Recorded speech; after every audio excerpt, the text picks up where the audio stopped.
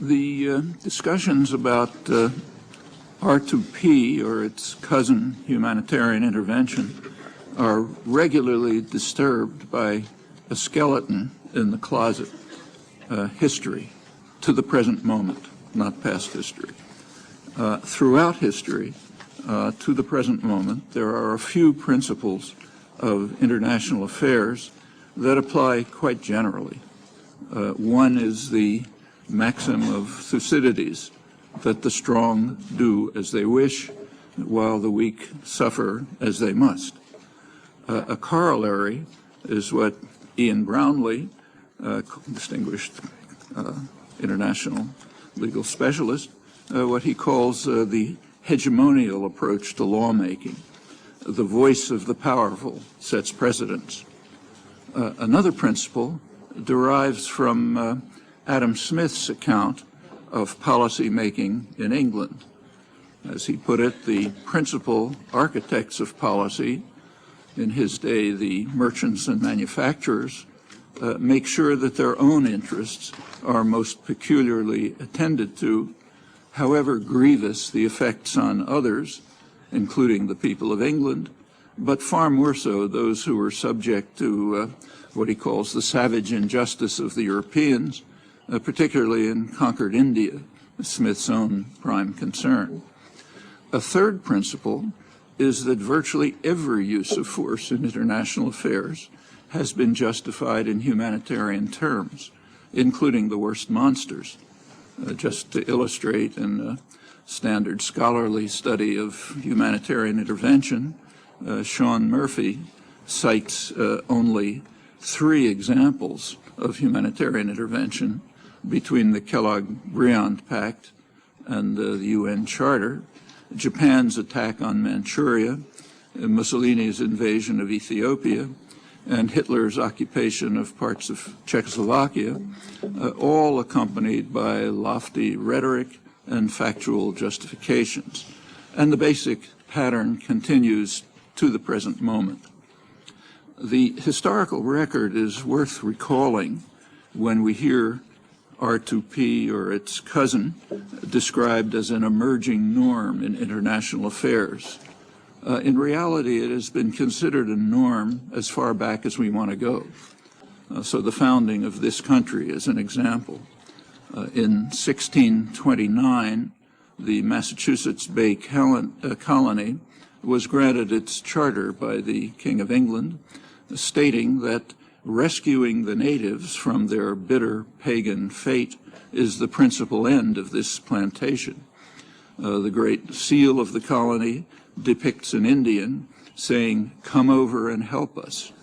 So the English colonists were thus dedicated to their responsibility to protect, as they proceeded to extirpate and exterminate the indigenous population, in their words, and for their own good, as their honored successors explained. In 1630, John Winthrop delivered his famous sermon depicting the new nation ordained by God as a city on the hill. That's inspirational rhetoric that is regularly invoked to this day to justify any crime as at worst a deviation from the noble mission. Now, there's no difficulty adding similar examples from other great powers in their day in the sun. The powerful are free to say that we should forget history and look forward. For the weak, it's not a wise choice. The skeleton in the closet made its appearance in the first case considered by the International Court of Justice 60 years ago, the Corfu Channel case. The court determined, quoting, that it can only regard the alleged right of intervention as the manifestation of a policy of force, such as has in the past given rise to the most serious abuses, and such as cannot, whatever be the defects in international organization, find a place in international law. From the nature of things, intervention would be reserved for the most powerful states and might easily lead to perverting the administration of justice itself. The same perspective informed the first ever meeting of the South Summit of 133 states. It convened in April 2000. Its declaration, surely with the bombing of Serbia in mind, rejected what it called the so-called right of humanitarian intervention, which has no legal basis in the United Nations Charter or the general principles of international law. The wording has been repeated since, among others, by the ministerial meeting of the non-aligned movement in Malaysia in 2006, again representing the traditional victims. The same conclusion was drawn in 2004 by the high-level UN panel on threats, challenges, and change. The panel adopted the view of the ICJ and the non-aligned movement, concluding that Article 51 needs neither extension nor restriction of its long understood scope.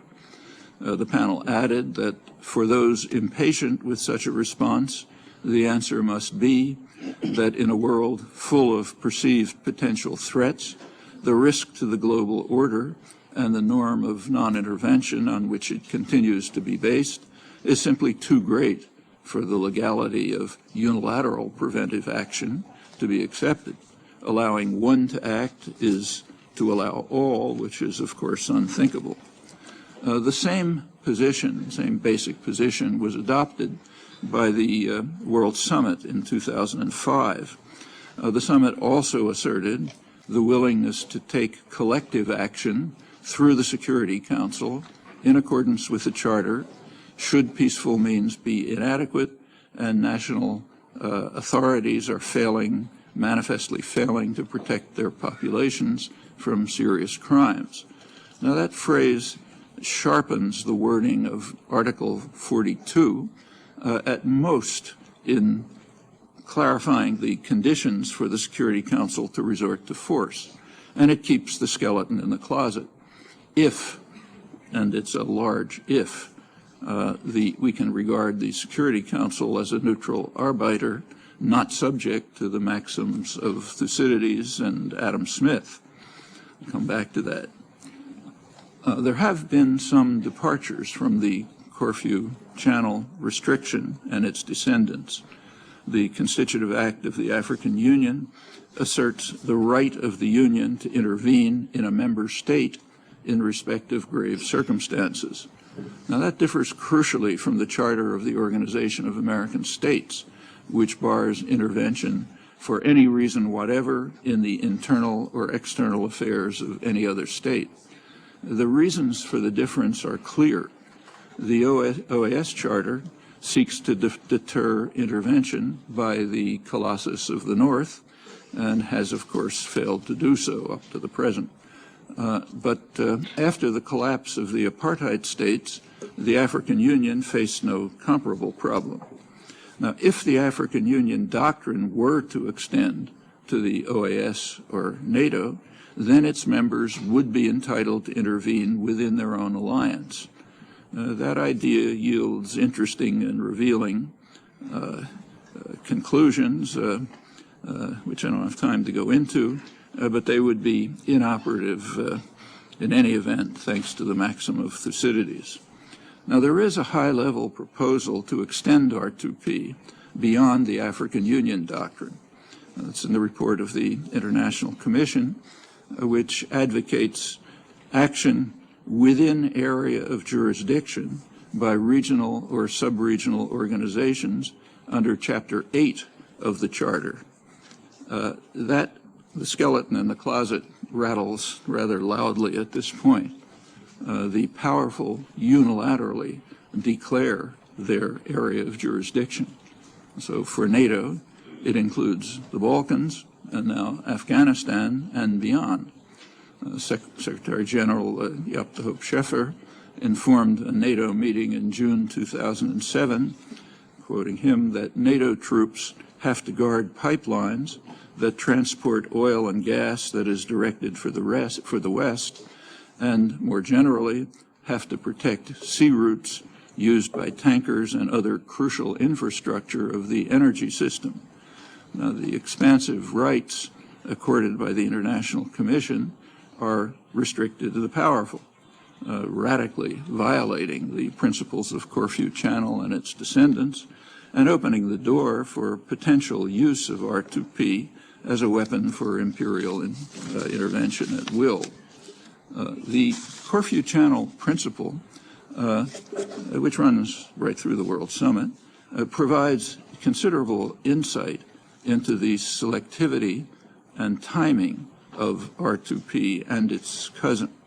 The alleged normative revolution, as it's described, took place in the 1990s, immediately after the collapse of the Soviet Union, which had in earlier years provided an automatic pretext for intervention, however frail the argument. The Bush administration, senior Bush administration, reacted to the fall of the Berlin Wall with an official exposition of Washington's new course. In brief, everything will stay the same, but with new pretexts. So we still need a huge military system, but for a new reason, what they call the technological sophistication of third world powers. We have to maintain the defense industrial base. It's a euphemism for state-supported high-tech industry. We must maintain intervention forces directed at the Middle East energy-rich regions, where I'm quoting, where the threats to our interests that required military intervention could not be laid at the Kremlin's door, contrary to decades of pretense. So new pretexts for intervention were needed, and the normative revolution soon took place. The natural interpretation of the timing gained support from the selectivity of application of R2P and its cousin. There was, of course, no thought of applying the principle to the Iraq sanctions administered by the Security Council, condemned as genocidal by the two directors of the Oil for Food program, the respected international diplomats, Dennis Halliday and Hans von Sponeck, both of whom resigned because of their genocidal character. Von Sponeck's detailed study of the horrendous impact of the sanctions has been under a virtual ban in the US and UK, the primary agents of the programs that they were administered by the Security Council. There's no thought today of protection of the people of Gaza. That's another UN responsibility, along with the rest of the protected population under the Geneva Conventions, also denied fundamental human rights. In these and numerous other cases, the selectivity conforms with considerable precision to the maxim of Thucydides and the expectation of the ICJ 60 years ago. Perhaps the most striking illustration of the radical selectivity was in 1999, when NATO bombed Serbia.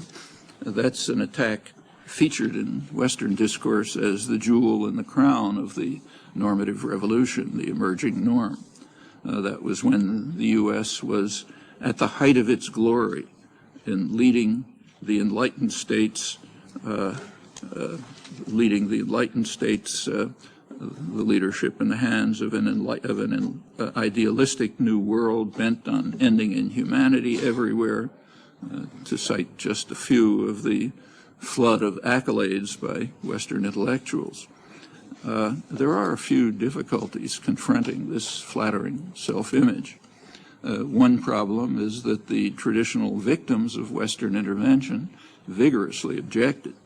I've already quoted the stand of the non-aligned movement. Nelson Mandela was particularly harsh in his condemnation.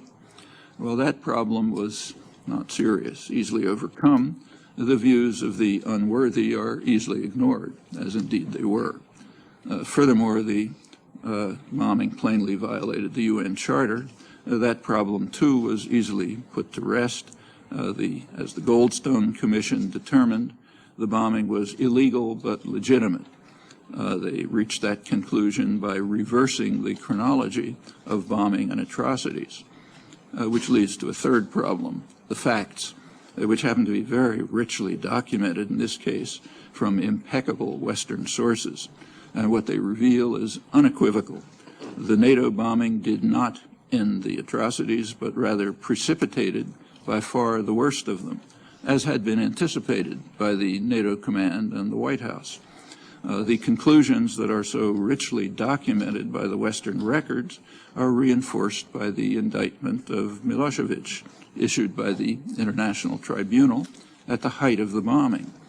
With a single exception, the crimes charged followed the bombing, and we can be confident that the one pre-bombing charge, the Rachak massacre, was of little principled concern to the U.S. and Britain, if only because at the very same time they were not only condoning, but supporting, actively supporting much more serious crimes in East Timor, where the background of atrocities was incomparably more grotesque than anything that had happened in the Balkans. And this, incidentally, is only one of many examples right at that time. Well, this problem, too, was overcome quite simply by virtual suppression of the ample record. Actually, the case of East Timor is particularly instructive. Just to add a personal note, I testified about it at the Fourth Committee in 1978, when atrocities reached the level, I'm quoting, of extermination as a crime against humanity committed against the East Timorese population. It's the words of the later UN-sponsored Truth Commission. And 1978 was also the year in which Britain and France joined the United States in supporting extermination as a crime against humanity, and continued to do so right through 1999 as atrocities sharply mounted once again.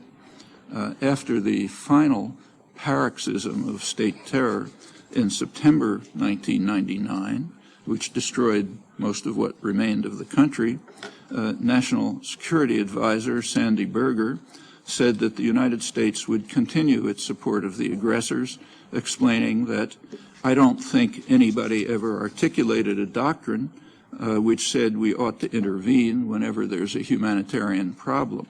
And so R2P vanished in the standard way. To end the atrocities in this case would not have required any action, not bombing, not sanctions, any other act, beyond withdrawal of participation. And that was demonstrated shortly after Berger's reaffirmation of U.S. policy, when, under strong domestic and international pressure, President Clinton formally ended U.S. participation. The invaders immediately withdrew, and a UN peacekeeping force was able to enter, facing no army. That could have been done at any time in the preceding quarter century. Astonishingly, this horrendous story has since been reinterpreted as a vindication of R2P. It's a reaction so shameful that words fail. Well, I mentioned that the consensus of the World Summit adheres to the Corfu Principle and its descendants only if we assume that the Security Council is a neutral arbiter. It plainly is not. The Council is controlled by its 5 permanent members, and they're far from equal in operative authority. One indication of the difference is the record of vetoes. That's the most extreme form of violation of a Security Council resolution. The relevant period is from the mid-1960s, when decolonization and recovery from wartime destruction gave the UN at least some standing as representative of world opinion. Since that time, the U.S. is far in the lead in vetoes. Britain is second. No one else is even close. In the past quarter century, China and France have vetoed 3 resolutions, Russia 4, the United Kingdom 10, and the United States 43, including even resolutions calling on all states to observe international law. The skeleton in the closet nods in recognition as the maxim of Thucydides strikes again. Now, American public opinion brings up a further consideration. The maxims that actually one way to mitigate this defect in the World Summit consensus, and it's a serious one, would be to eliminate the veto. Okay. That's incidentally in accord with the will of the majority of Americans. They believe that the United States should follow the will of the majority, and that the UN, not the United States, should take the lead in international crises. But that's not on the political agenda, because we run up again against Adam Smith's maxim, which ensures that such heresies are unthinkable, as much so as applying R2P to those who desperately need protection, but are not on the favored list of the powerful. American public opinion brings up an important consideration. The maxims that largely guide international affairs in practice are not graven in stone, and in fact they've become considerably less harsh over the years as a result of the civilizing effect of popular movements.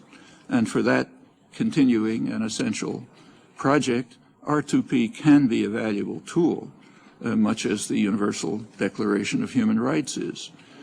Even though states do not adhere to the UD, and some formally reject much of it, nonetheless, it serves as an ideal that activists can appeal to in educational and organizational efforts, often effectively. And my suspicion is that a major contribution of the discussion of R2P may turn out to be rather similar. Thanks. Thank you very much, Professor Chomsky. Colleagues, as indicated at the outset, we're going to take, at this stage, a limited amount of questions from you, perhaps from 5 delegations, and then we will move to the other presenters. So can I ask you to indicate? Germany, you have the floor, Ambassador.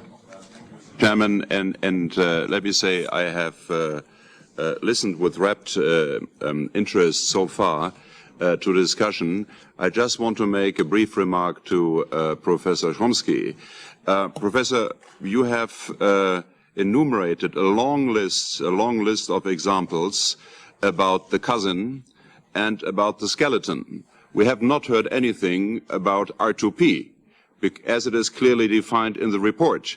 So I would suggest or ask that in the future we concentrate on R2P, not on the cousin, not on the skeleton. Thank you. That's not exactly correct. I talked about the World Summit and events up to the time, but I can add more. Professor, I will give you a chance to respond. Let me take the first 5, the distinguished permanent representative of Egypt. Thank you, Mr. Chairman, and I would like to thank the 2 panelists for their comprehensive interventions. Mr. Chairman, I want to ask about the panelists' maybe overview or opinion related to the relation between the General Assembly and the Security Council in the implementation of paragraphs 138 and 139 of the outcome document. By its definition and its horrible implications, atrocities, crimes such as genocide, war crimes, ethnic cleansing, and crimes against humanity are crimes that threatens international peace and security, and thus fall under the prerogative of the Security Council. And the fact that the world leaders agreed unanimously in those paragraphs to draw another system in the General Assembly to ensure adequately protecting civilians from such atrocities is a clear reflection of the dissatisfaction of the leaders with the performance of the Security Council and its management of the collective security system as enshrined in the Charter, particularly after the failure of Security Council, as mentioned, to deal effectively with the situations in Cambodia, in Rwanda, and the attacks on Lebanon, Gaza, and attempts also to shift some other situations like the situation in Myanmar into the direction of responsibility to protect. Then I think that one of the elements of success of this kind of discussion is to try to draw some clearer lines between what the General Assembly will do and what the Security Council will do.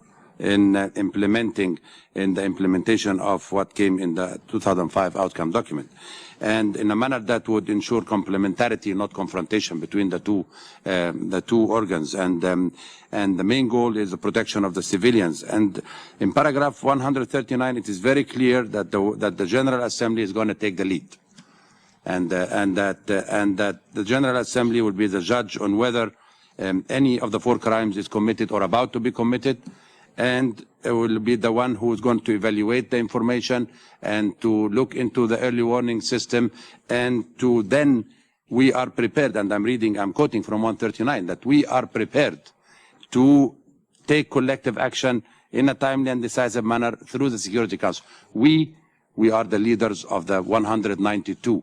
Are prepared to take collective action, and we will be entrusting the Security Council to take action.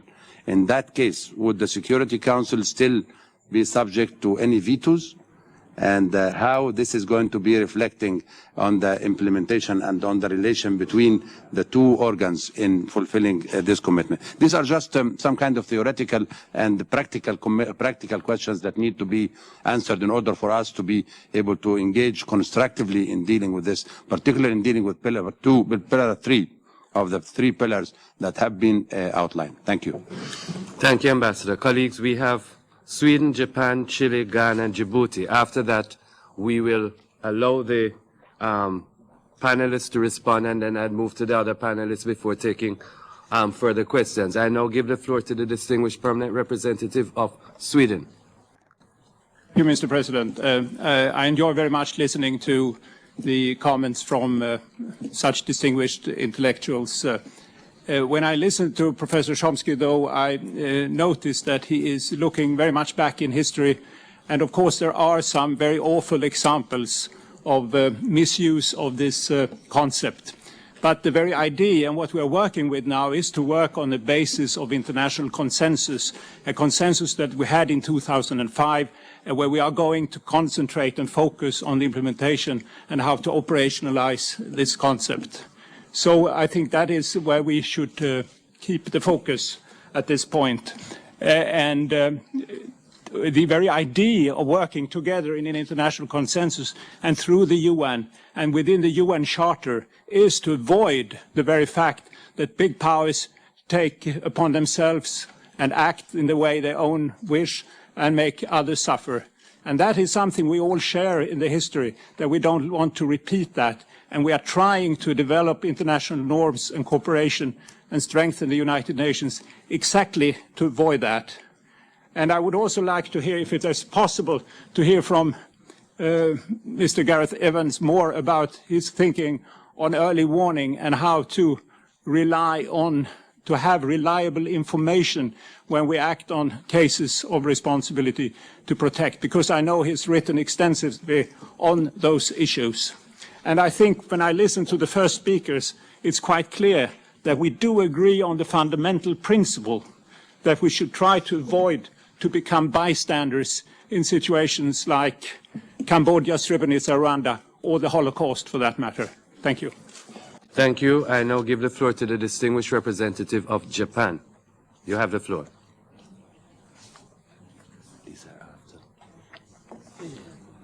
Well, thank you very much, Mr. Chairman, for giving me the floor, although I didn't particularly ask for a floor.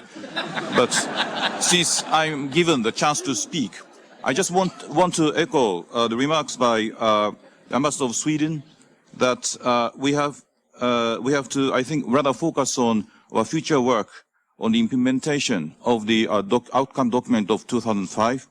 And we have to, I think, avoid to reopen the argument about the concept of the R2P. And thank you very much. Thank you, Japan. I give the floor to the distinguished permanent representative of Chile.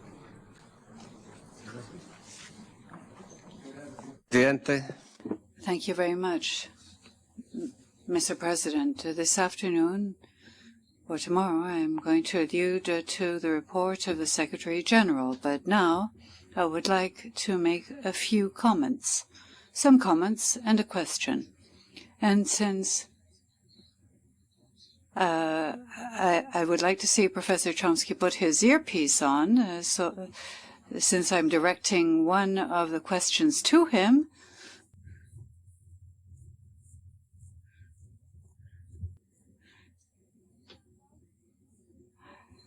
is it working now? Good. All right. So I was saying that I wanted to make a comment and ask a question. The comment has to do with one of the observations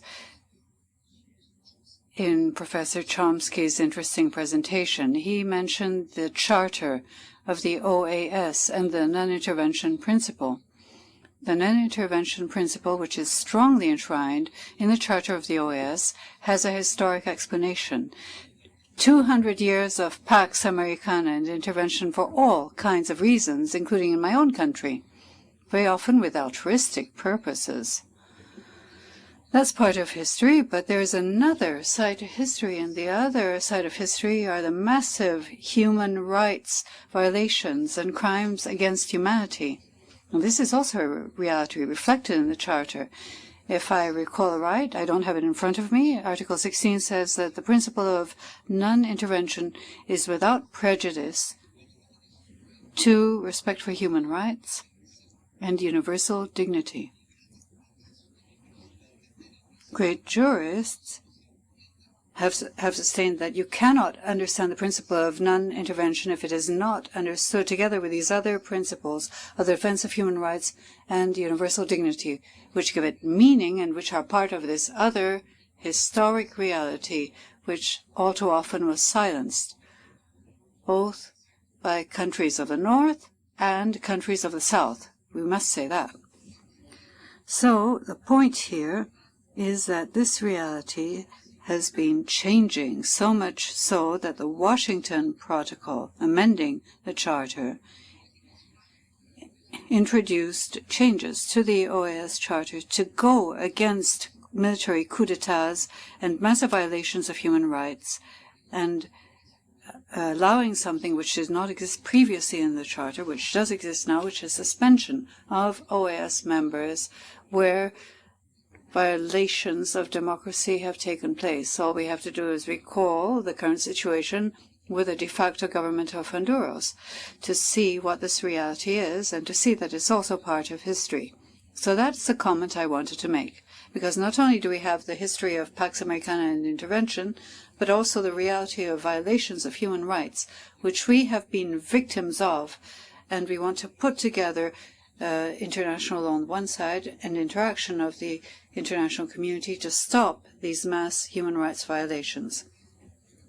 Now, my question is directed to either of you.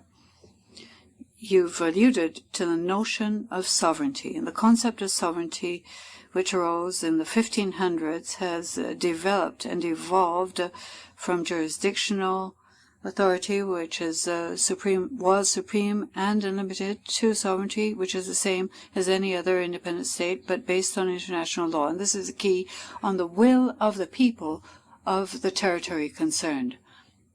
So the principle that peoples can decide their own destiny freely is obviously violated in its very essence when that power is snatched away by a military junta or any other de facto government. And finally, my conclusion, and the conclusion of others too, is that illegal intervention is that which subverts the sovereignty of a people, having an origin either in external or internal sources. The question is what to do then when the people's sovereignty is violated, the essence of an independent state. What happens when it's internally violated and accompanied by crimes against humanity? Thank you. Thank you. I now give the floor to Ghana, and since Japan said it didn't speak, I'll ask the Ambassador of Djibouti after that. Ghana, and then Djibouti, and then we'll ask the panelists. We're going to take another list after that. Please rest assured we have all the names down. Ghana. Thank you, Mr. Moderator, and our thanks to the panelists for their insightful presentation. Mr. Moderator, we acknowledge that there's a possibility or tendency of abuse of the right of intervention, as Professor Chomsky listed in his presentation. But I think what we failed to address in his presentation is also the abuse of the principle of non-interference. And that, to us, is the rationale behind the R2P, and the R2P being an attempt to strike a balance between the principle of non-interference and then what the African Union calls the principle of non-indifference.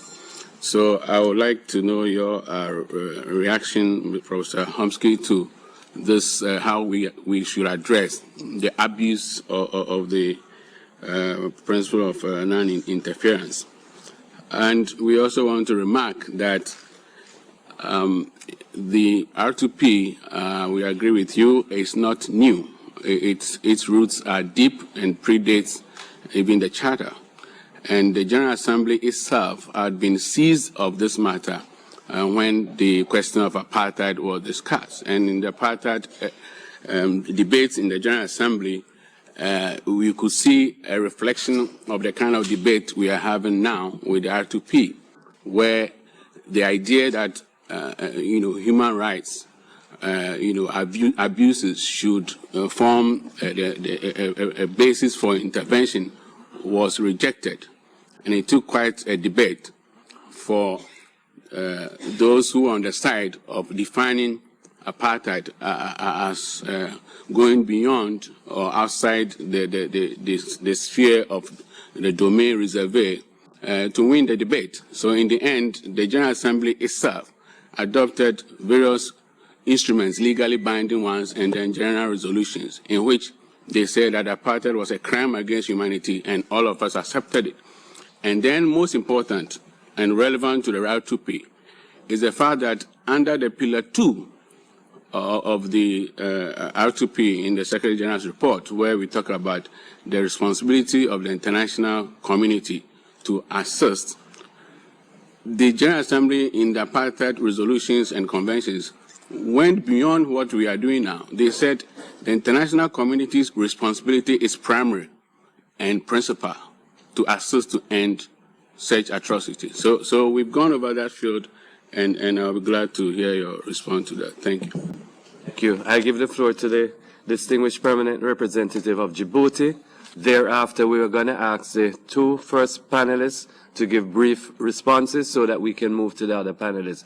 Just to indicate that in the next go-around, we have Sudan, United Republic of Tanzania, Morocco, Bosnia-Herzegovina, Saudi Arabia, Timor-Leste on our list already. So please rest assured that you're already inscribed, but we need to move on. So, Ambassador, you have the floor. Thank you, Mr. Moderator, and I would like to thank both panelists who have so far spoken. They have been eloquent, and I thank them for their contributions to our discussions.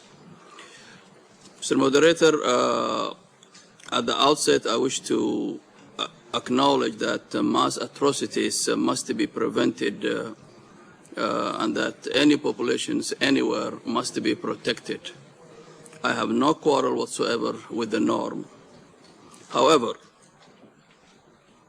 my question is, and what is really will be at the heart of our discussions as we go forward, will be what will be the response, or how can we respond to mass atrocities anywhere? In order to answer that question accurately, in my view, there is a need to define the role of the Security Council. Whether the Security Council is really a political organization, as it is, as we all know, where the biggest states may not react uniformly in each case of mass atrocities. In our experience, selectivity and timing by the Security Council complicates the R2P norm to be applied across the board. As I said, we have no quarrel with this concept, with this norm, as long as it is applied uniformly across the board. But as long as there is selectivity and the timing problem by the Security Council, how it is constituted today, and where the reform is resisted in order to embody the right reform that we have been all seeking, in my view, I think we have a long way to go in order to have pragmatic and reassuring solutions for R2P. That is my contribution at this stage. Thank you. Thank you, Ambassador. I'm now going to ask our colleagues, the Professors Evans and Chomsky, to respond. Just again, colleagues, to let you know, those of you who have not yet taken the floor but would still have questions for any of the panelists who have gone before, you will be allowed to do that. But in the interest of moving ahead, I have to ask them to respond briefly and to hear our other two panelists. So I assure you, you will have your chance to ask if you didn't get the chance first time. So perhaps Professor Evans, could you respond briefly? I was specifically asked by the distinguished delegate from Sweden to comment on the issue of early warning and more effective institutionalization of that.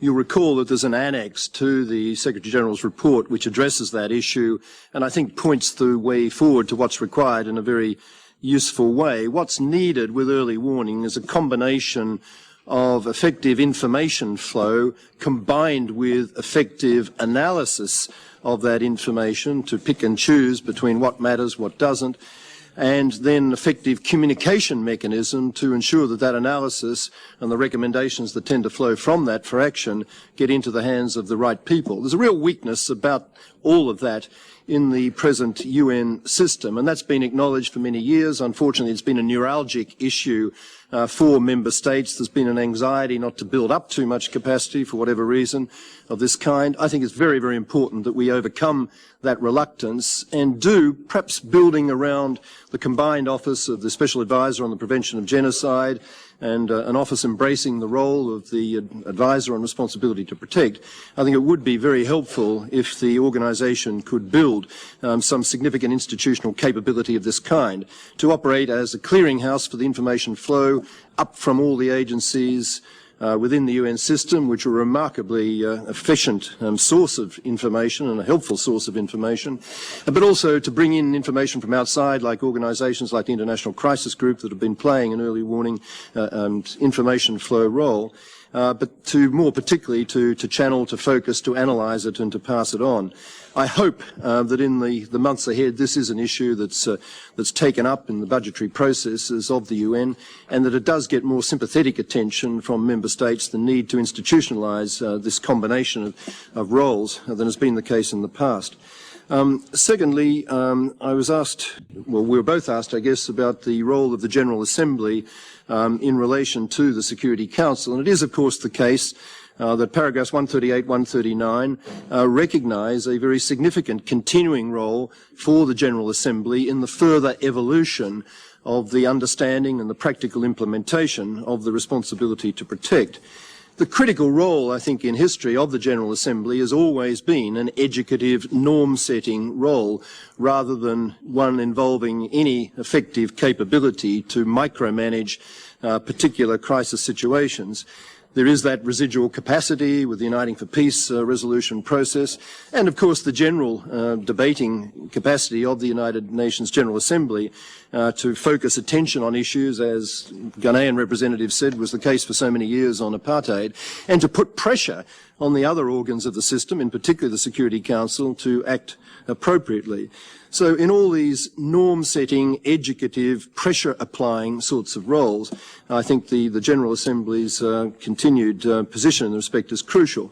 But I think if you read 138, 139 carefully, it's hard to argue that there's a role created here for the General Assembly at the expense of the Security Council. The reference is quite specifically to taking collective action as it becomes necessary through the Security Council. And the reality is that when it comes to the micromanagement of particular hard cases, and in particular the need to apply coercive measures of any kind, we really, under the present rules of the system, have no really practical alternative except to work with what we've got. The delegate from Djibouti raised questions, of course, as many people do, as I have myself on many occasions, about the role of the Security Council in this respect. All I would want to say in this context is, while recognising the necessity for the Security Council to play a role, particularly when coercive measures are being applied, because that's what's needed under the Charter, under Chapter 7, don't overemphasise the extent to which the United Nations Security Council is a critical element in the application of responsibility to protect generally. Even when you focus your attention just on Pillar 3, there are many, many policy options for which can be implemented, exercised, operating outside the framework of the Security Council, just by committed member states and in particular regional organisations doing what has to be done. I think in this respect of the role that Kofi Annan played, again, in leading the diplomatic mediation with support from the UN, the African Union, but not in pursuit of any formal Security Council mandate, but a critically effective role in resolving, at least temporarily, hopefully permanently, that problem.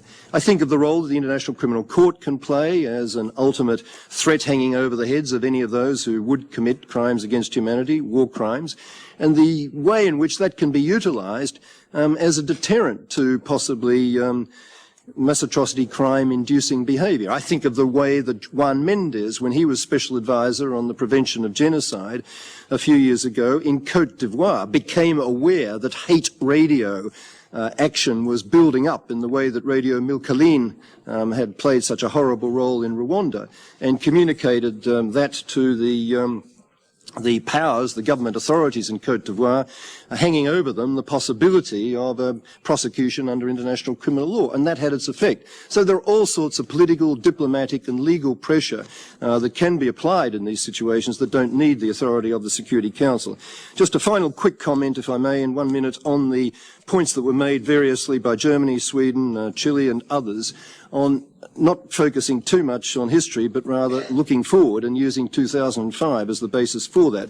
I think I do have to say to my colleague, Professor Chomsky, that although I've had for years the most inordinate respect for the clarity and sharpness of your mind and your intolerance of nonsense in official discourse, I think there was a little less than absolute clarity in the way in which you insisted on constantly treating together humanitarian intervention and what you described as its cousin, R2P, or the other way around.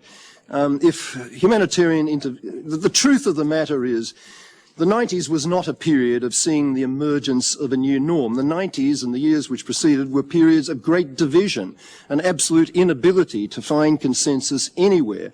And in particular, there was a huge lack of consensus, as I've already said, about the notion of humanitarian intervention, the right to intervene, the right of big guys to throw their weight around, and the tacit notion that they could do that without the authority of the Security Council. That was absolutely unacceptable to the wider international community in the 90s, and we ended the 90s not with the emergence of a new norm, but with a catastrophic division and an incapacity to act. The great achievement has been since the 90s to make sure that humanitarian intervention stays dead and buried, and introduce a wholly new concept, responsibility to protect, which is completely different in its shape and its character, its implications and its application.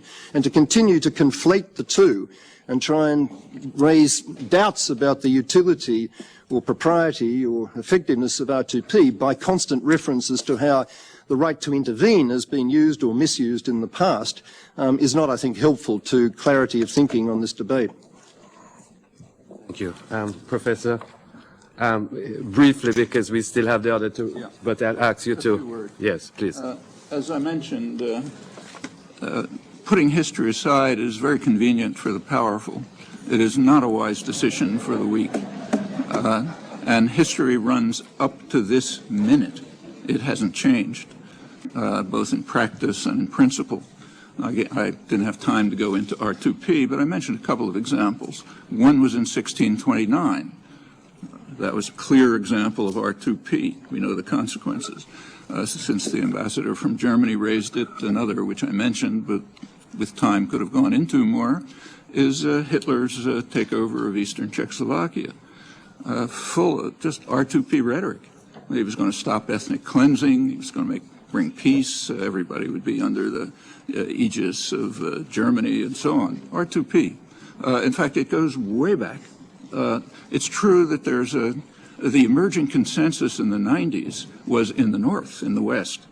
That's where you had the normative revolution, all the kind of rhetoric that I quoted, and it led to the bombing of Serbia. I mentioned a little of it. I could go more. I think it was a real crime, and many others. So yes, there is a new consensus about R2P, but that's because it just repeats the old consensus.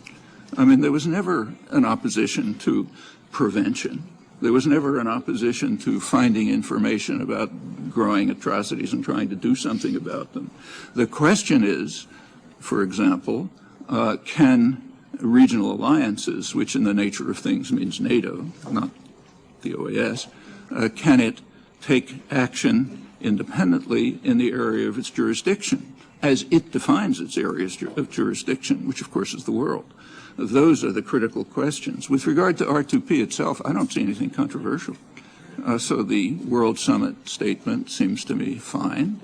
As I said, it essentially repeats, maybe clarifies slightly the charter, keeps to conventional practice. Apartheid South Africa has been brought up. But there are striking omissions. There's a lot of history that's been mentioned, but with striking omissions. And they reflect the same selectivity that affects current practice. So, for example, just to take one, Cambodia came up a number of times, killing fields. Well, it didn't start in 1975. I mean, in 1972, Henry Kissinger transmitted President Nixon's instructions to the U.S. military with the words, anything that flies against anything that moves in rural Cambodia. That is, attack anything you want. That's as clear a call for genocide as I can find in the international record. And it was implemented. The bombing of rural Cambodia that followed, first of all, was at about 5 times what was reported, as we now know. It was horrendous enough. It was greater than total Allied bombing in all of World War II, in all theaters in rural Cambodia. And as the leading Cambodia scholars, Owen Taylor and Ben Kiernan, pointed out, it converted the Khmer Rouge from a group of rather marginal guerrillas to an army of enraged peasants, which then took over and committed atrocities. We want to talk about Cambodia, let's talk about that. And the same is true of everything else. The background in Bosnia, the background everywhere else, it's a little more complicated than was described. Now, there are clear cases where R2P could be applied right now. For example, to protected populations that are the responsibility of the United Nations, protected in the sense of the Geneva Conventions. But that's not even under consideration because of the usual restrictions, which go back in history as far as you like. And it's not the only case. Let me mention one other one. The UN World Food, I'll finish with this, the World, because it's a concrete proposal, the World Food Program just announced that it has to cut back its activities by 20 to 25% because the donor countries have failed to meet their meager obligations on the Millennium Challenge. At the same time, the UN announced that the number of people facing severe hunger has passed 1 billion. A couple of years ago, it's higher now. Calculations were that about 16,000 children die every day from hunger alone. In Southern Africa, Southern Africa alone, the number of children who die from hunger and easily preventable disease is at the level of Rwanda. But it's not 100 days, it's every days. And that's Southern Africa alone. And the rich countries refuse even to meet their minimal obligations. Well, here's some information about ongoing, whatever you want to call it, genocide, if you like, which is not slight. Now, with regard to the, I'll mention one last comment, I'll just repeat what I said. There are very serious problems in leaving the right of forceful intervention, crucial fact, the only one that's controversial, the others are not controversial, leaving it to the Security Council. The Security Council is not a neutral arbiter.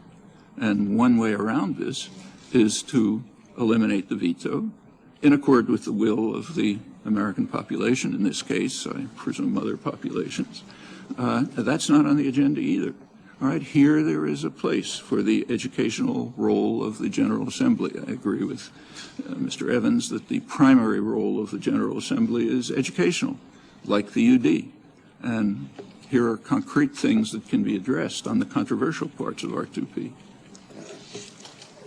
Distinguished colleagues, we are running into a time jam, so I'm going to move very quickly to Professor Jean Bricmont, followed by Professor Ngugi, Thiong'o. So, Professor Bricmont, I give you straight away the floor, please.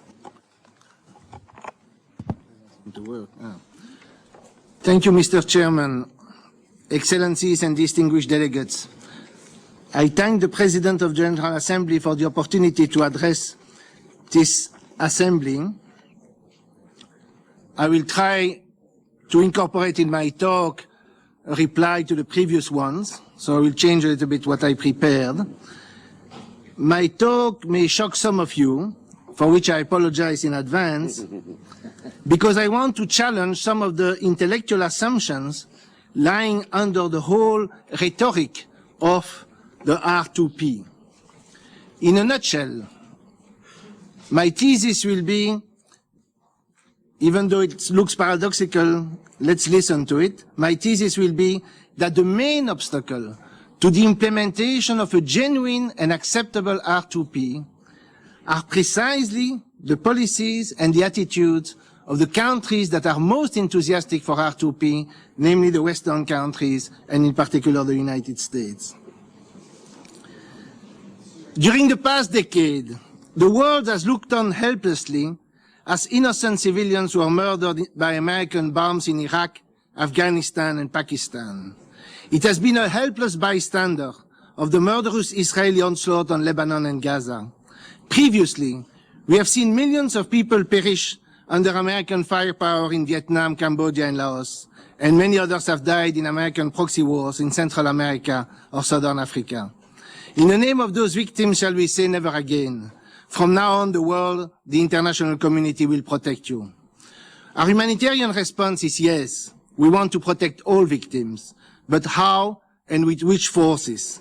How the weak ever going to be protected from the strong? The answer to this question must be sought not just in humanitarian or in legal terms, but first of all, in political ones. The protection of the weak always depends on limitations of the power of the strong. The rule of law is such a limitation, so long as it is based on the principle of equality of all before the law. Achieving that requires clear-headed pursuit of idealistic principles accompanied by a realistic assessment of the existing relationship of forces. Before discussing politically the R2P, let me stress that what is at issue are not its diplomatic or preventive aspects, but the military part of the so-called timely and decisive response and the challenge that it represents for national sovereignty. R2P is an ambiguous doctrine. On the one hand, it is being sold to the United Nations as something essentially different from the right of humanitarian intervention, a notion that was developed in the West at the end of the 1970s, after the collapse of the colonial empires and the defeat of the United States in Indochina. This ideology has been relying on the human tragedies of the newly decolonized countries to lend a moral justification to the failed policies of intervention and control by the Western powers over the rest of the world. Awareness of this fact exists in most of the world. The right of humanitarian intervention has been universally rejected by the South, as Professor Chomsky has illustrated in several meetings. The R2P is an attempt to fit this rejected right into the framework of the UN Charter so as to make it appear acceptable, by stressing that military actions are to be the last resort and must be approved by the Security Council. But then, there is nothing really legally new under the sun, and I refer you to the concept note of the Office of the President of the General Assembly for a precise discussion of the legal aspect of the problem. On the other hand, R2P is being sold to public opinion in the West as a new norm in international relations, one that authorizes military interventions on humanitarian grounds. Just to give you one example, when President Obama, at the recent G8 meeting, stressed the importance of national sovereignty, The influential French newspaper Le Monde called it a step backward since R2P has been accepted. However, in a post-World War II history that includes the Indochina wars, the invasion of Iraq and Afghanistan, of Panama, even of tiny Grenada, as well as the bombing of Yugoslavia, Libya, and various other countries, it is scarcely credible to maintain that it is international law and respect for national sovereignty that prevent the United States from stopping genocide. If the US had had the means and the desire to intervene in Rwanda, it would have done so, and no international law would have prevented that. And if a new norm is introduced within the context of the current relationship of political and military forces, it will not save anyone anywhere unless the United States is fit to intervene from its own perspective. Moreover, it is beyond belief that the supporters of R2P speak of an obligation to reconstruct after a military intervention.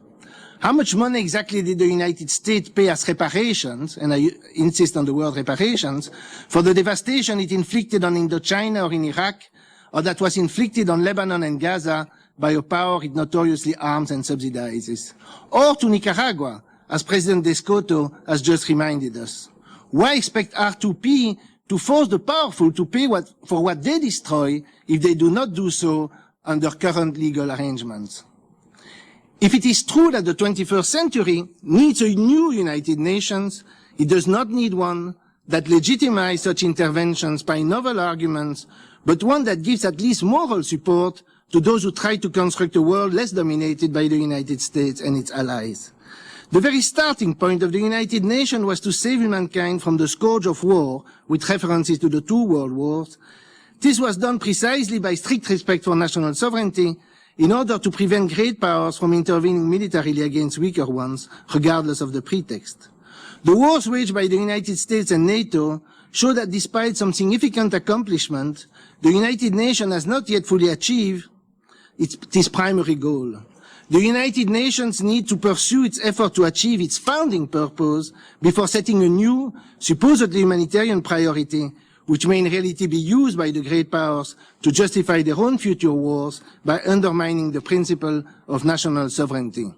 When we are told not to mess up if there is a new Rwanda, I could ask, are we not going to mess up if there is a new Vietnam or a new Iraq? When NATO exercised its own self-proclaimed right to intervene in Kosovo, where diplomatic efforts were far from having been exhausted, and I could give you an example if I have more time, it was praised by the Western media. When Russia exercised what it regarded as its R2P in South Ossetia, it was uniformly condemned in the same Western media. When Vietnam intervened in Cambodia, or India in what is now Bangladesh, the reactions were also harshly condemned in the West. This indicates that Western governments, media, and NGOs, calling themselves the international community, will judge the responsibility for human tragedy quite differently, depending on whether it occurs in a country where the West, for whatever reason, is hostile to the government or in a friendly state. The United States in particular will try to pressure the United Nations into endorsing its own interpretation. The United States may not always choose to intervene, but it may nevertheless use non-intervention to denounce the United Nations as ineffective and to suggest that it should be replaced by NATO as international arbiter. National sovereignty is sometimes stigmatized by promoters of humanitarian intervention or of R2P as a license to kill. We need to remind ourselves of why national sovereignty should be defended against such stigmatizations. Again, I don't want to defend it as an abstract principle, as an absolute principle, but as a principle given the present relationship of forces in the world. First of all, national sovereignty is a partial protection of weak states against strong ones. Nobody expects Bangladesh to interfere in the internal affairs of the United States to force it to reduce its CO2 emissions because of the catastrophic human consequences that the latter may have on Bangladesh. The interference is always unilateral. US interference in the internal affairs of other states is multifaceted but constant and always violates the spirit and often the letter of the UN Charter. Despite claims to act on behalf of principles such as freedom and democracy, US intervention has repeatedly had disastrous consequences in human terms. Not only the millions of deaths caused by direct and indirect wars that I mentioned before, but also the lost opportunities, the killing of hope, as one might say, for hundreds of millions of people in the world who might have benefited from progressive social policies initiated by people like Arbenz in Guatemala, Goulart in Brazil, Allende in Chile, Lumumba in the Congo, Mossadegh in Iran, the Sandinistas in Nicaragua, or President Chavez now in Venezuela, who have been systematically subverted, overthrown, or killed with full Western support. But that is not all. Every action by the United States creates a reaction. Deployment of an anti-missile shield produces more missiles, not less. Bombing civilians, whether deliberately or by so-called collateral damage, produces more arm resistance, not less. Trying to overthrow or subvert governments produces more internal repression, not less. Encouraging secessionist minorities by giving them the often false impression that the sole superpower will come to their rescue in case they are repressed lead to more violence, hatred and death, not less. Surrounding a country with military bases produces more defense spending by that country, not less. The possession of nuclear weapons by Israel encourages other states of the Middle East to acquire such weapons. To take a most extreme example, to which Noam Chomsky has mentioned, an example which is a favorite example of the horror cited by the advocates of R2P, it is most unlikely that the Khmer Rouge would ever have taken power in Cambodia without a massive secret bombing followed by US-engineered regime change that left that unfortunate country totally disrupted and destabilized.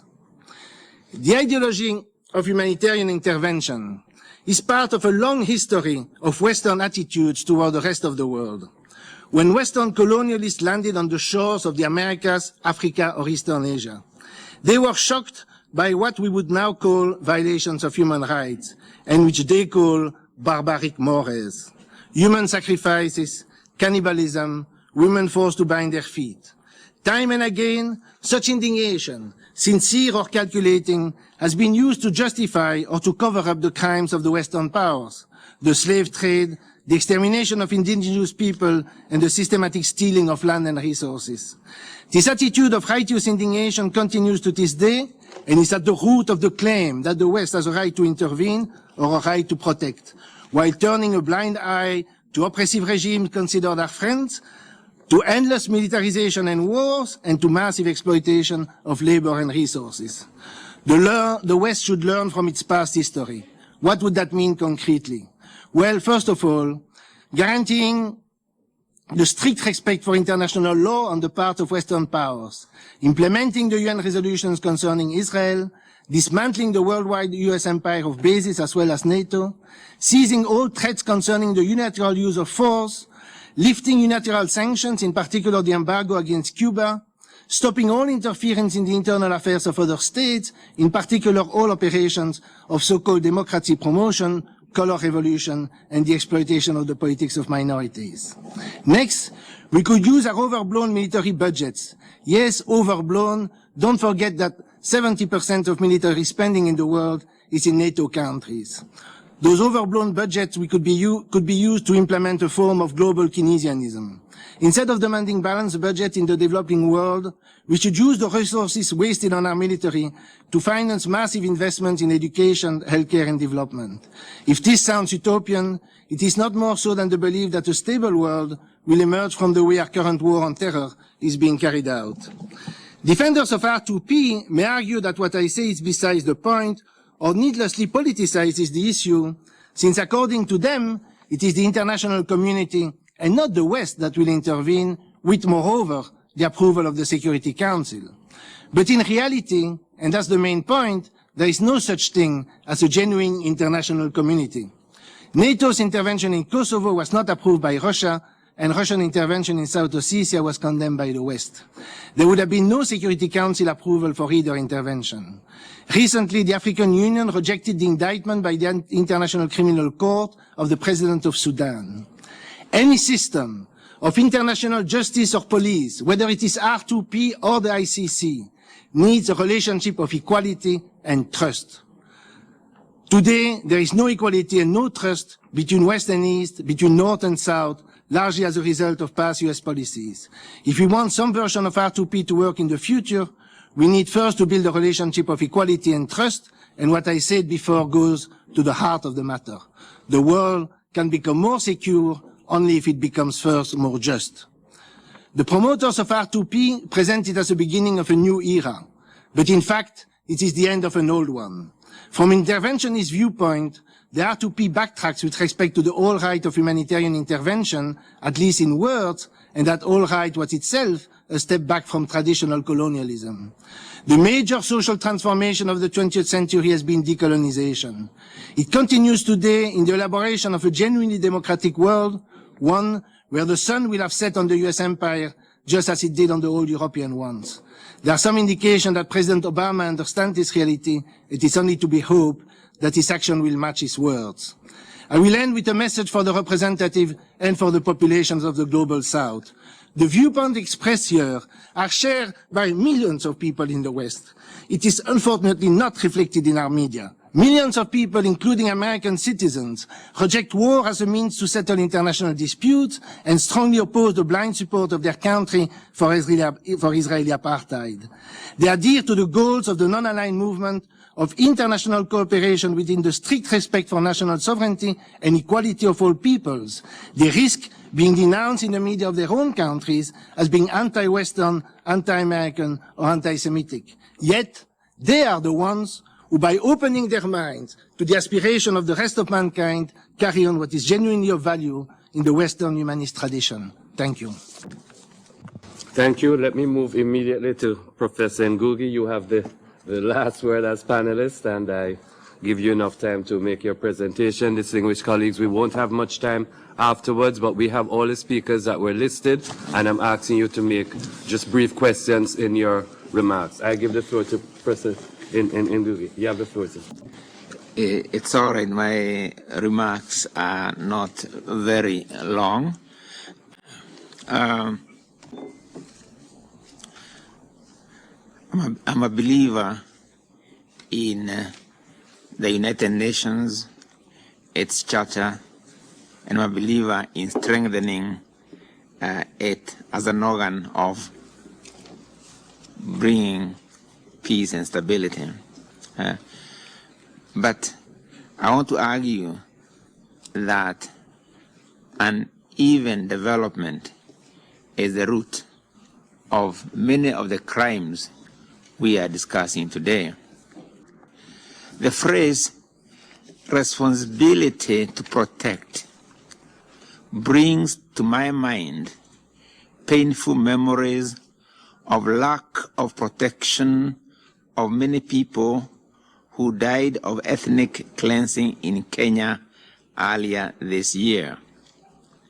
The incidents of ethnic cleansing followed disputed results of the presidential elections.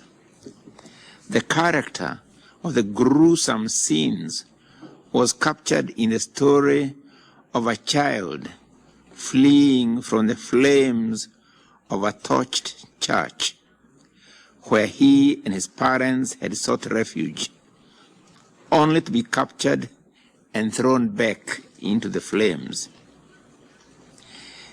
Even in times of war, in pre-colonial times among neighboring communities, there had always been rules protecting children and women, but you can see what happened was the opposite. Questions asked by survivors expressed shock and incomprehension. They were our neighbors. Our children played together. How could they do this to us? The scene was set for counter acts of ethnic cleansing. The new wave of victims only connected to the original perpetrators by their ethnicity. Ordinary people, ordinary working people, often united by their poverty, were set against one another by a middle-class political elite, teleguiding the horror from the safety of their palaces and cocktail circuits in the cities. I felt paralyzed by helplessness, which must have been 1,000 times more intense for those in the country, especially when the state for a time seemed unable to control the situation. Far away in California, and in response to a call by the BBC, I could only think of the United Nations as the only body that could intervene, investigate, and hopefully hold those who incited the war of poor on poor to account. As it turned out, it was the efforts of such a body through Kofi Annan as the emissary that eventually helped in putting down the flames and ensuring an uneasy peace that stopped the flow of blood. Even so, I knew that what was happening in my beloved Kenya had already been enacted in Rwanda, Bosnia, Iraq, reminding me of Shakespeare in Julius Caesar, where the assassins, after bathing in the blood of their victims, ask, "How many times shall these our deeds be done in nations and states as yet unborn?" Yes, how many times? I personally welcome the very impressive report of the Secretary General on the implementation of the responsibility to protect, derived from the thoughtful declaration of the 2005 World Summit. It should be an excellent basis for response to that question by Shakespeare. For even, and I repeat, even one more time, anywhere in the world is one time too many. We have to free humanity from the scourges of genocide, war crimes, ethnic cleansing, and crimes against its own very human essence. The ideal calls for implementation. However, the devil is not in the ideals, excellently stated, but lies in the context of implementation in terms of definition, history, and the contemporary global situation. Many of the terms used in the reports and in the summit would actually need looking at again in terms of what they imply. But let me just take one. Terms like the international community have often been too narrowly evoked to make it sound as if the West is the gatekeeper who determines who is to be allowed into that community and who is to be outlawed from that community. The emphasis the emphasis on the United Nations is the right one, but it should be noted that the United Nations cover, with the Security Council blessings in particular, has sometimes been used to legitimate invasions and overthrow of regimes the West deems intolerable. In Africa, we have memories of the Congo. Remember, Patrick Lumumba of the Congo was killed with the eyes of the United Nations forces he had invited looking the other way. Europe is disproportionately represented in the Security Council. And remember, there's one continent, Africa, which has no veto in that Security Council. At least the other continents, except Australia, at least have at least one vote, but Europe has 3. A degree of humility is called for in all nations, big and small, and a holier-than-thou attitude will not do, for history of the modern tells of a more complicated story. The worst instances of genocide and wanton massacres of other people have come from Europe. Hitlerism was not an exception in European history of relationship with other peoples. Every colonizing nation in the past has been involved in crimes against humanity.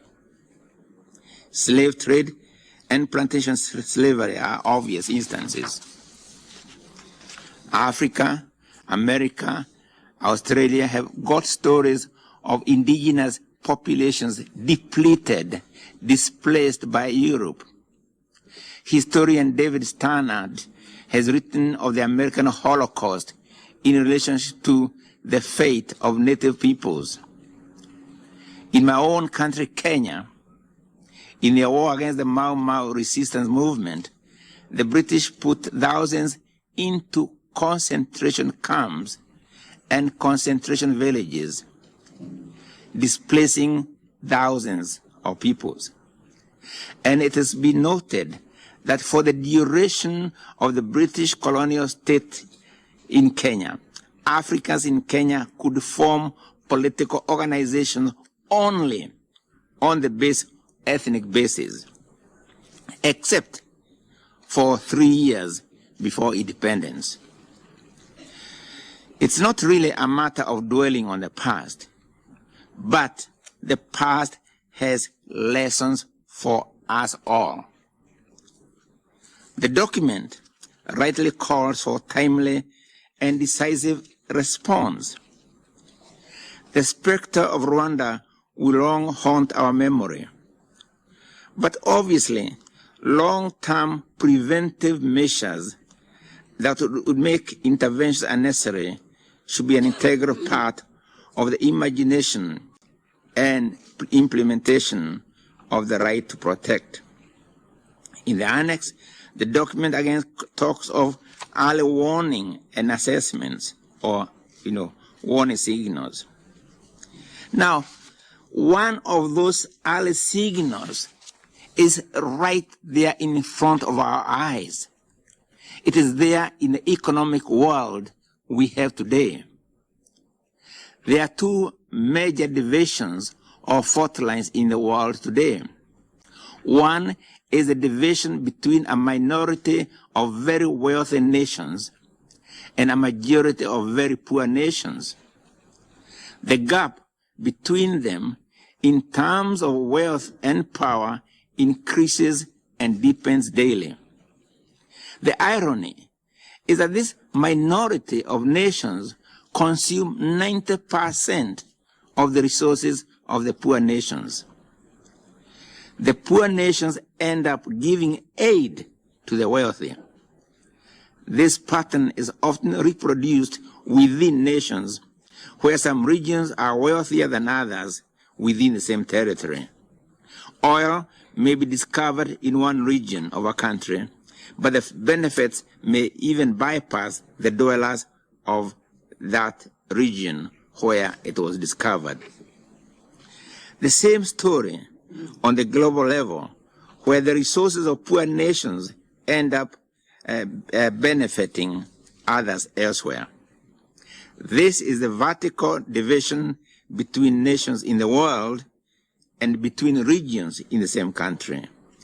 But within all nations, and even regions today, and I stress all nations, in the most advanced nation in terms of industrial power, there is another division between a minority of social haves and a majority of social have-nots. And yet once again, the minority of haves depend on the majority of have-nots. And if you want to go, just travel any city in the world today, New York, Los Angeles, Nairobi, Johannesburg, Mumbai, anywhere, and you find at least three symbols of the world we are building. The beggar and the homeless proliferate in the major cities of the world. The third figure, the prisoner, probably the fastest growing demographic in all nations, is often hidden from view. Some nations have over 1 million people in prison, more than the population of quite a number of member states of the United Nations. There are many nations hidden from view within many nations. These two divisions of wealth and power between nations and regions and within nations and regions are the structural basis of the instability in the world today and of the many of these crimes we are talking about today. It seems to me, then, that if we are looking for long-term solutions that would make interventions unnecessary, we also ought to question the view of development which focuses on the middle class and above. The middle class does not constitute the nation. People do, working people. It seems to me that what Obama is calling development from the bottom up should be the goal of all nations. Development, that is, should not be measured from the point of view of those who are at the top of the mountain, but those at the bottom of the mountain. Only by closing the two major divisions between nations, regions, and within nations, regions, can we begin to address the structural basis of crimes against humanity. Man-made poverty is also a crime against humanity. That's why I think that the global community, through a strengthened and democratic United Nations and its organs, should look at the structural uneven development as an integral part of the definition and implementation of the responsibility to protect. Thank you. Thank you, Professor. I'm sorry to cut in, but as you can see, time is running away rapidly. So let me move quickly. Colleagues, I'm going to give the floor to representatives in this order. Sudan, United Republic of Tanzania, Morocco, Bosnia-Herzegovina, Saudi Arabia, and Timor-Leste, and then 2 members from NGOs. Could I ask you just to ask questions, be very brief, so that we can have everybody put their questions, and in response give the panelists time to respond. And if you have any particular query to a particular panelist, please identify. Kenya, did you ask for the floor also? We will add you to the list, right? So firstly, Sudan, could you go straight ahead, please? Sudan. First of all, let me thank you, Mr. Moderator, for according me this opportunity. Equally also like to thank the panelists for their educative and very informative presentation. It was really a very historical, educating presentation indeed. My questions, as you actually put it, and I understand the time constraint on you. However, this intellectual debate is quite stimulating, and sometimes it's quite tempting to go for further explanation and further exploration in this area. But however, I'll try to confine my question. My question is directed to Gareth Evans. He says, and I quote, that R2P is not a humanitarian intervention. Humanitarian intervention, according to him, is dead. But however, if you look at the pillars of the R2P, and especially the first pillar, which talks about, the responsibility to protect population from genocide, war crimes, ethnic cleansing, crimes against humanity. All this, in my mind, it comes to humanity, and therefore, and also paragraph pillar 3, which talks about that requires a cohesive use of force, is actually an indicative that if the humanitarian intervention fails, then there's a need for a cohesive use of force, which could literally also mean military intervention. And therefore, that becomes, the curiosity of the majority of the countries surrounding this notion of responsibility to protect. My question to you is, how do you define humanitarian intervention? Because if you look at humanitarian intervention definition, and I'm trying to answer your question that I'm giving to you, it actually looks, it sounds like a dog, it lines like a dog, it quacks like a dog, and it actually looks like responsibility to protect. Thank you. Thank you. Moving right along. Tanzania, you have the floor. Very quickly, please. Tanzania. Thank you, Chair, and my thanks go to the 4 panelists. I want to address myself to to Professor Evans. First, I want to thank him for the kind words he has said about Tanzania, and to make a reference to page 2 of his presentation, when he mentions the toppling of Idi Amin as a matter of self-defense. Well, I want to make a clarification on this matter because the toppling of Idi Amin was basically not limited alone to self-defense alone, but rather an extension of the concept of liberation of Africa, in which Tanzania had been participating. And the Ugandans can vindicate us because when we arrived there, they did say, Asante wakombozi kwa kutukomboa, meaning thank you for liberating us. So this was not only a matter of self-defense, it was an extension of the liberation of Africa. Secondly, we did that because both the UN and the world and the international community, without prejudice to Professor Ngugi Thiong'o's remarks, did not condemn Idi Amin, although we were actually associated, very closely associated with the liberation of Southern Africa and elsewhere. But nobody condemned Idi Amin. So that was a last option for us, and we had to do it.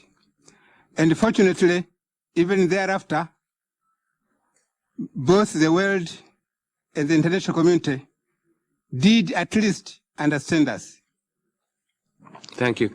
Can I move? Thank you. Sorry. Yes, okay. Morocco, the ambassador of Morocco, you have the floor.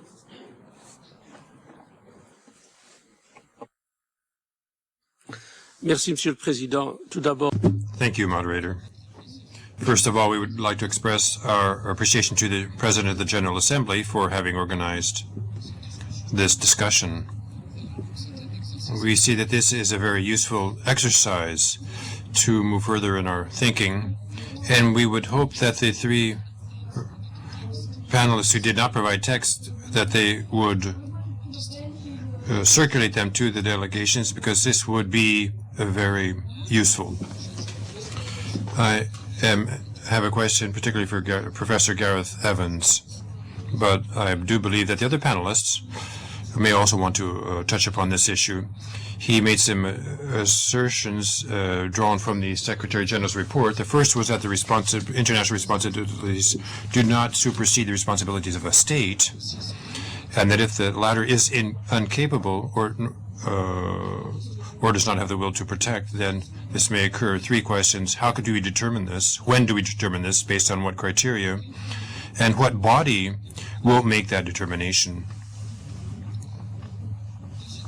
Second question: the use of force takes place when prevention fails. The same question then arises: when do we determine that? Based on what criteria? And who will make that determination? And lastly, Professor Evans has said that the massive adoption by 55 heads of states of the document that has a paragraph on responsibility to protect sets international standard, which is a kind of international norm, just because it was adopted by 55 states, which takes us a bit off track in terms of formulating international standards that would contain, above all, the opinion of legal people and the adherence of states to such a standard. I would like Professor Evans to elaborate a bit on this aspect. Thank you. Thank you. Colleagues, again, to appeal for some brevity. Bosnia-Herzegovina, followed by Saudi Arabia, Timor-Leste, and Kenya, and then the two NGOs. So let me go straight to Bosnia, please. I will be very brief. Thank you for giving me opportunity to ask Professor Garrett. I think you already, I'm sorry I call you by first name, Professor Evans. You already gave some answers about early warning, what was very obvious during the dissolution of the former Yugoslavia, and you know how it's unfortunately finished in the Bosnia after that.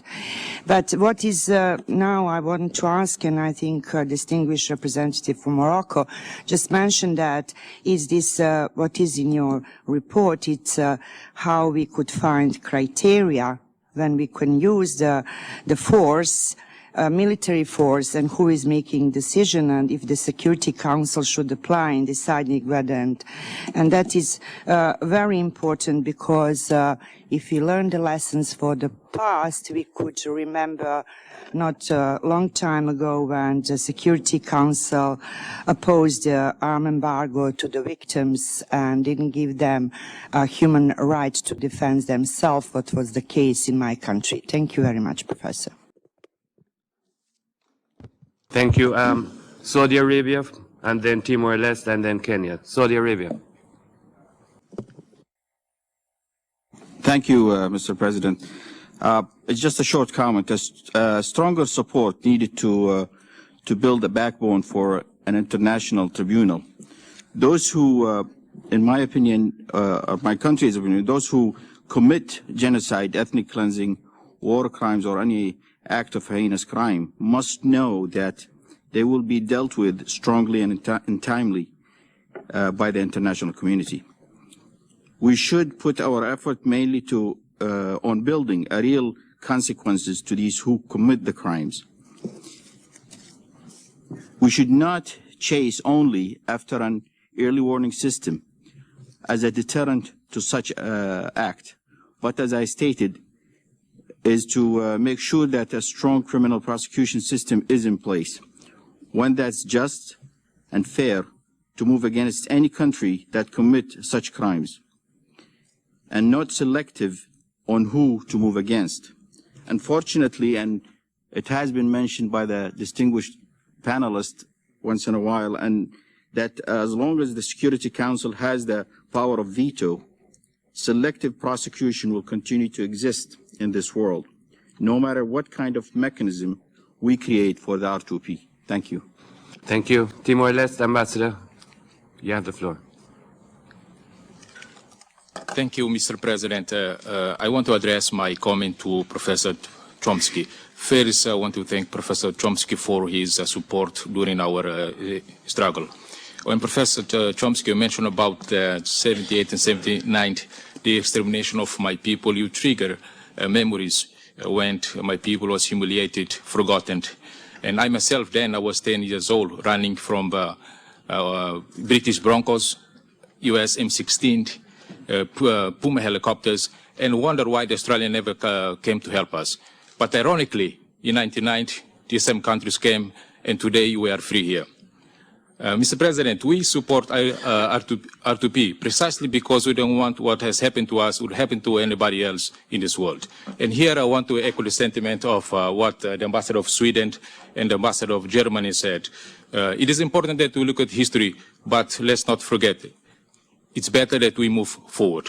And we should look at how to implement the recommendations in the Secretary General's report. Thank you. Thank you. Ambassador, Kenya.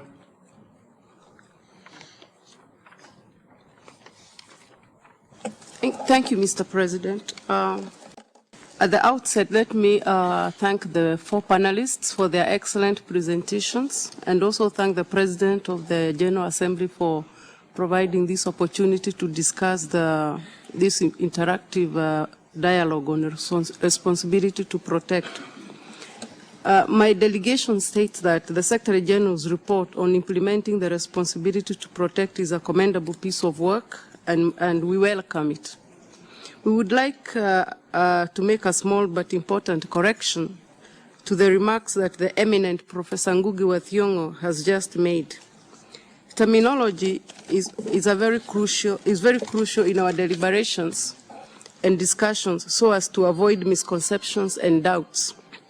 Ethnic cleansing has a specific meaning in legal terms. And I wish to state that at no time were the events in Kenya referred to as ethnic cleansing. Thank you. Thank you. We now have two members from civil society. Firstly, Ms. Monica Serrano, Global Center for the Responsibility to Protect, followed by the People's Coalition for Responsibility to Protect. 2 minutes each, please. Ms. Serrano. I'd like to thank the President of the General Assembly for this extraordinary opportunity to address the General Assembly. I would like to call attention to the role played by ordinary citizens and human rights activists the world over in bringing us to this moment. Many were surprised 4 years ago when heads of state agreed unanimously to adopt the principle of the responsibility to protect. The truth is that they were responding not to a political or even a strategic imperative, but rather to a deep movement of popular feeling, a groundswell from victims and victim groups, from religious bodies and human rights organizations which were no longer prepared to accept a world in which unspeakable crimes could not be stopped because they occurred inside a country's borders.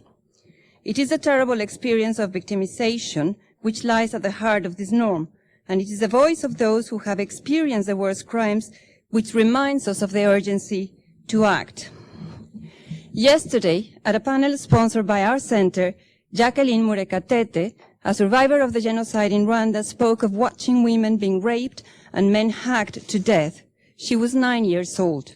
She said, during 100 days of killings, we had hope that if the government didn't come to its senses, the international community would come. Of course, it didn't. It is, Jacqueline added, too late to bring back the million who died, but not too late to give meaning at last to the expression never again. We know very well that some continue to have concerns about the responsibility to protect. We have heard those concerns expressed in recent months, and we fully recognize the painful historical experiences. Being myself a Mexican, I think I'm too aware. And yet, it is really possible that any of these questions can lead us to say to Jacqueline and to those who may suffer a similar fate in the future, no, the world cannot, will not come to your aid in the face of genocidal violence because it has been perpetrated by your own government or their proxies or a rival tribe or ethnic group. I cannot believe that this is so. We are deeply encouraged by the report which the Secretary General presented to the Assembly earlier this week.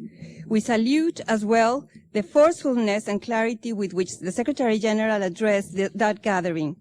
As he put it so eloquently, we can save lives, we can uphold the principles on which this House is built, we can demonstrate that sovereignty and responsibility are mutually reinforcing principles, and we can assert the moral authority of this institution. I cannot help but feel that this is a defining moment in the history of this institution. World leaders have heeded to the voice of citizens and of civil society and have committed themselves to act to prevent atrocities. But that pledge needs to become the basis for action. Thank you very much for your understanding. I give the floor now to the People's Coalition for Responsibility to Protect. And brief as you can, please. Thank you. Go ahead. Thank you. Excellencies, my name is Thiong'o. I work for the West Africa Civil Society Institute, which is chairing the Global Coalition on R2P. There was a statement that R2P is a Western norm, and I'd like to respectfully disagree with that. African states and civil society have been thinking about the responsibility to protect long before the World Summit in 2005, as was acknowledged earlier on. The AU, through the Constitutive Act, uses the lingo of the responsibility to protect, but this has permeated throughout the continent. The International Conference on the Great Lakes and the Economic Community for West African States, ECOWAS, have recently adopted R2P language. The heads of states of ECOWAS in 2008 adopted R2P in the conflict prevention framework. So as you can see, R2P is certainly not a Western norm. The credibility of the norm, however, lies in the ability of all of us who support the norm to decentralize the usage. We understand the suspicion of those who use history as a way to criticize the norm. Being African, and coming from a history of colonial rule and apartheid, we realize that that can be a risk. But the risk of misuse is not the reason to discard the norm completely. We ask the General Assembly to interrogate the usage of the norm properly and to assist in the setting of appropriate criteria to avoid this misuse. We see the R2P as a global platform for all actors, civil society and government, to work together to ensure that never again atrocities like Rwanda do not occur. We welcome the debate, and we hope it becomes an opportunity for education for us all. We ask Your Excellencies to infuse energy into the implementation of R2P and not look backwards, but look forward. Thank you. Thank you. Distinguished colleagues, in the remaining minutes, we're going to ask the panelists to make brief responses, 1 minute each. Instead of going this way, we're going to go this way first. So, Professor Ngugi, we give you the floor first, followed by. Okay. First of all, in terms of Kenya, I stand to correction in terms of the legal definition. Was of course talking about the reality on the ground, not so much on the legal definition of ethnic cleansing. But what I was saying really applies also to other places as well. And while I'm very impressed with the Secretary General's report and the need to intervene, and I don't think intervention is necessarily a Western norm, but I still think that the structural inequalities and the structural basis of instability within and between countries should really be looked at as well, and not isolate the right to protect from the issues or the inequalities that give rise to it in the first instance. Thank you, Professor. Okay. Thank you. I want to stress that my intervention and the one of Professor Chomsky is not a defense of national sovereignty in the abstract, but only in the concrete relationship of forces. And the crucial question is, who is going to intervene militarily if R2P is adopted and interpreted as a license to intervene militarily? That's the essential question. When I said it's ambiguous, for example, when Chomsky said that in the International Commission on Intervention and State Sovereignty, in the report of that commission co-chaired by Professor Evans, they say that the sub-regional organization can intervene and seek subsequent authorization from the Security Council.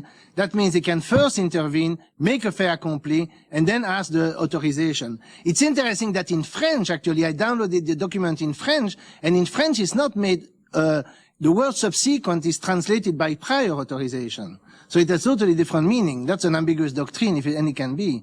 But you see, the main point is always that you can intervene and then ask, like the Americans did in Iraq, in effect. And I can answer, for example, I sympathize with the plea of the, delegate from East Timor.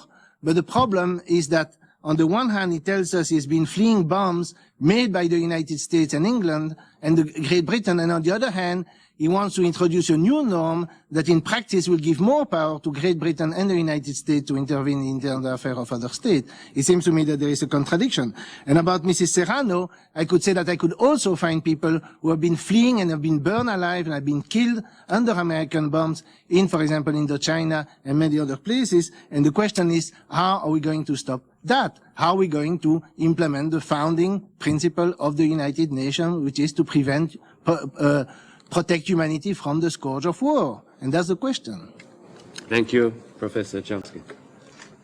Well, just to, there's nothing in what was just said that I have any comment about. It seems essentially accurate. Just to follow up on Jean Bricmont's comment, the general principles of R2P don't seem to me controversial.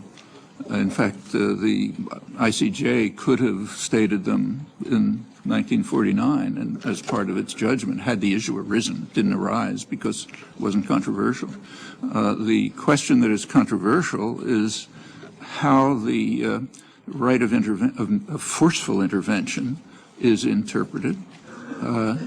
And as I mentioned, that is controversial. There's difference of opinion. And also in general, how it's going to be implemented.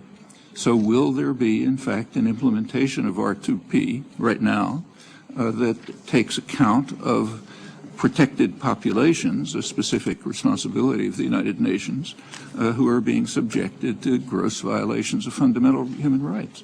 Will it be applied to protect the children of the world, in particular the children of Southern Africa alone, who are dying daily at the rate of Rwanda, not for 100 days, but every day? And it's getting worse because of refusal of Western countries to do anything. So will the R2P apply to that? In fact, it's always the selectivity and the implementation that is at issue. The principles are fine. You know, everyone should accept them. That's why there was agreement at the World Summit. Thank you. Professor Evans, you have the last word. Well, I'm delighted to hear Professor Chomsky saying that he does endorse the principles of R2P to the extent that there may be problems in its practical implementation and in its effectively even-handed implementation. That's exactly what this whole debate is about, to ensure that in the implementation of it we have appropriate institutional processes and practices which will ensure that outcome.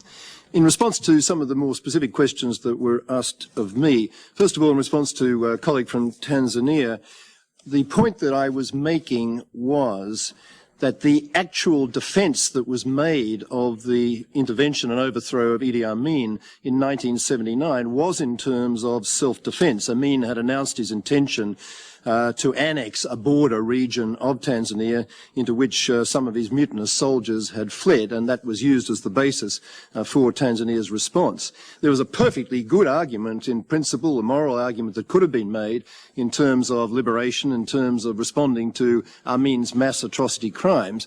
But the point that I wanted to make is that in the environment that prevailed in the 1970s, those arguments simply had no traction in the international community. Such was the primacy, the absolute primacy of the notion of sovereignty and the absolute primacy of the principle of non-intervention. So it was not possible for Tanzania to put a case that in modern ears, contemporary ears, today's ears, would sound very credible indeed.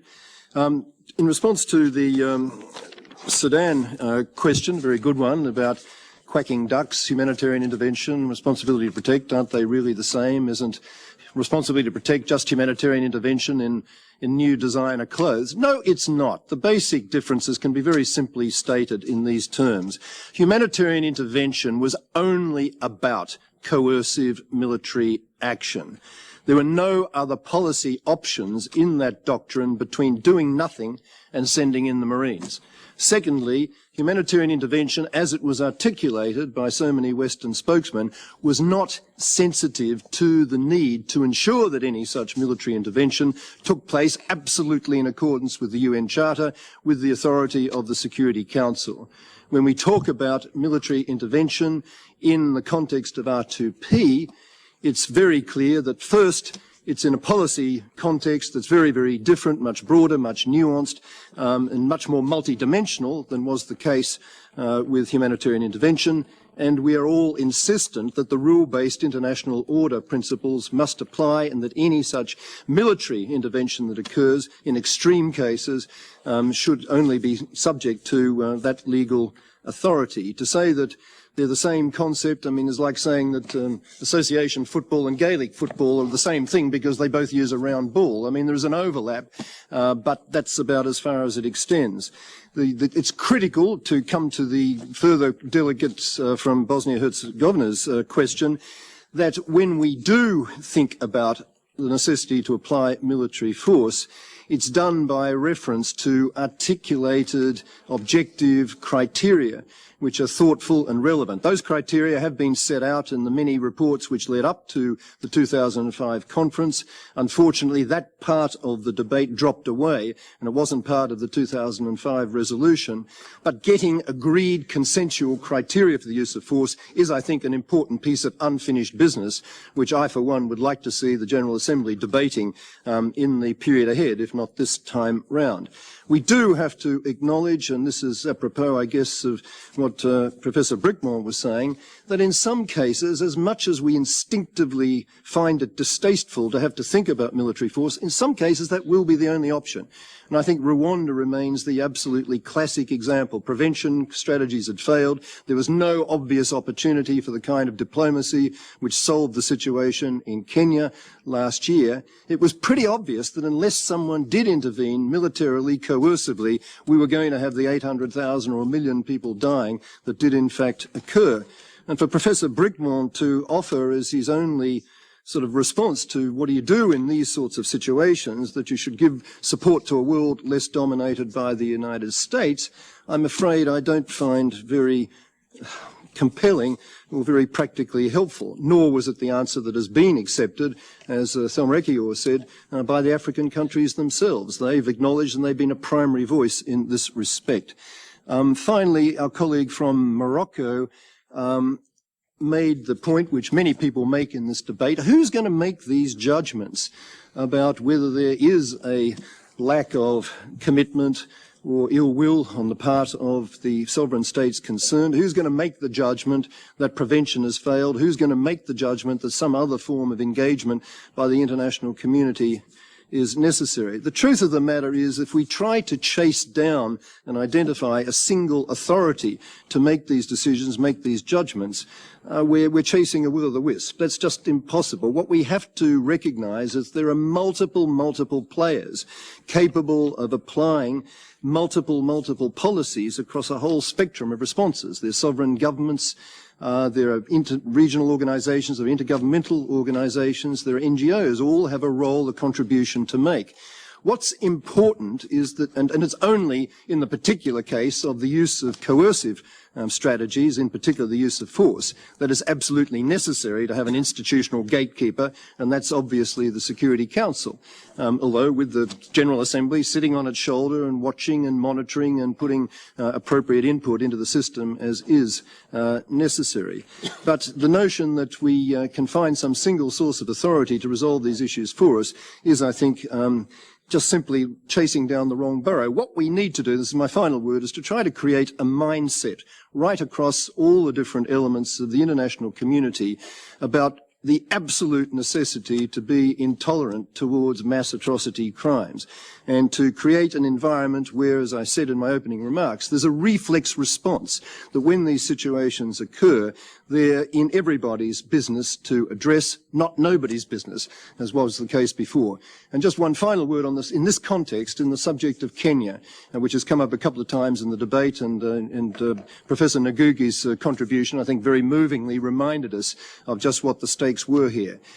People ask about the utility of the responsibility to protect concept. I think it's already shown its utility in the mindset change that has obviously occurred in the international community between 1994, Rwanda, and 2008, Kenya.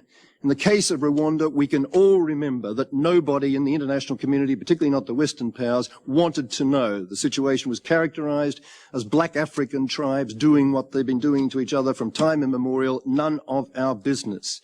Compare and contrast when the first news trickled out of the ethnic cleansing, and I'm afraid I have to disagree with the resistance to that description. That's exactly what it was in the Rift Valley. When the first news trickled out about the mass killings, the church burning and so on, the international reaction was very, very sharp and strong. It was on every front page of every newspaper in the world, even though it was the holiday season in most countries. The many countries were giving immediate consideration to what kind of sanctions or other strategy they could possibly apply, and there was immediate support both from within the UN system and the African Union for Kofi Annan's mediation diplomatic exercise. Compare and contrast, and it was characterised as a responsibility to protect response. So compare and contrast that kind of response with what we had 14 years earlier, and I think you will see, recognise, appreciate the importance of having norms of this kind be established and accepted as part of our international response. And I hope very much in the next few days' debate this norm will not be the subject of further criticism, renegotiation, revisiting, but just to focus on what we need to make it work even more effectively in practice than it has so far. Thank you.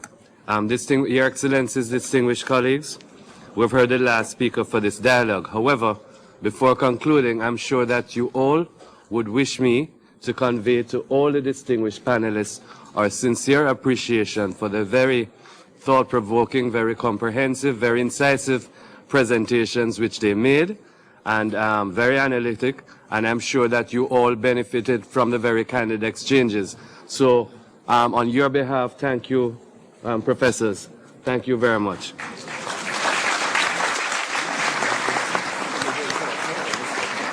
Meeting stands adjourned.